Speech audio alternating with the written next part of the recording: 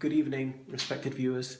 This is George from Ireland, and in this video I'm going to ask whether Oprah Winfrey could become president.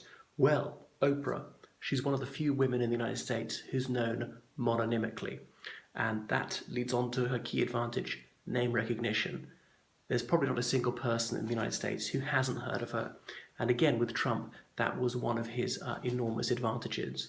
Love him or loathe him, and I'm in the latter camp, everybody knew who he was long before the presidential campaign, rather than some Republican nobodies. Only political obsessives would have heard of them. So in recent days, people have muted that Oprah Winfrey could be the Democratic presidential candidate in 2020. She gave a barnstorming speech at a Hollywood Awards ceremony, anyway, about sexual harassment, about the Me Too campaign. So she's certainly got the gift of the gab. She's a consummate orator, and she can hold an audience in the palm of her hand. She knows how to work people's emotions. She's been doing this since she was an adolescent as a radio host and so on. So she can very much manipulate people's sentimentality. And manipulate doesn't have to be a bad thing. One needs to have some pathos as a public speaker. So there are some striking parallels between her and Trump in terms of fame, in terms of wealth and so forth, but there are also some very great differences between them. Trump poses anti-establishment despite being the son of a white multi-millionaire. Well, I'm not saying that Oprah Winfrey is necessarily anti-establishment, but she grew up in an impecunious family and really had to struggle in her youth. She was a teenage unmarried mother and so on, and so she really fought her way up and really has built a multi-billion-dollar company, and she's got her own channel and all that. She's like an agony aunt of the nation. So even people who don't share her political outlook often warm to her. She's difficult to dislike. So she's certainly self-assured, she's eloquent, and she really is stable, unlike Trump, nor does she boast of being a genius, and she doesn't need to. So I think she's got enough genuine accomplishment to not have to brag about all that she can accomplish. So we're on to, what is it, the 45th president, 44 of whom have been white and all of whom have been male. So a black woman would be quite a contrast. But is this silly season? Is this a step too far?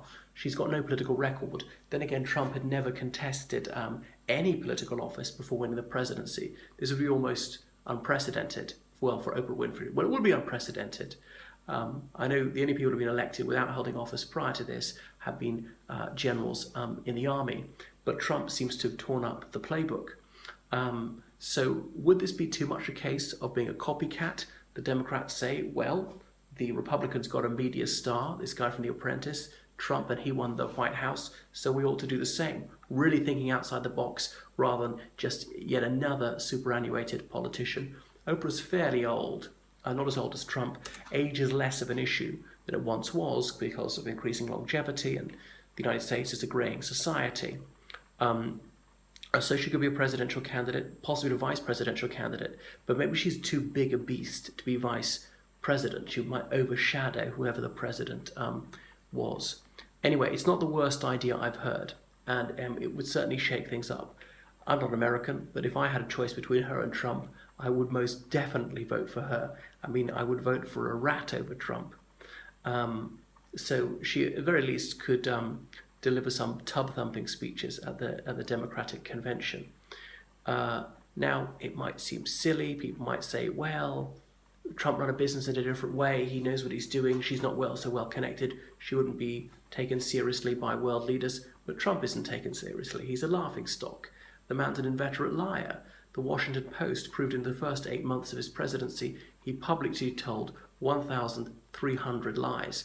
I don't know of any fibs that Oprah Winfrey has told, and I'm not aware of any malice in her or having defrauded people or being malicious or being publicly vulgar, things like that. So I can't see what's wrong with her. So it wouldn't be that surprising if it happened. Not sure that she actually wants the office. But there we go. She could certainly give Trump a run for his money.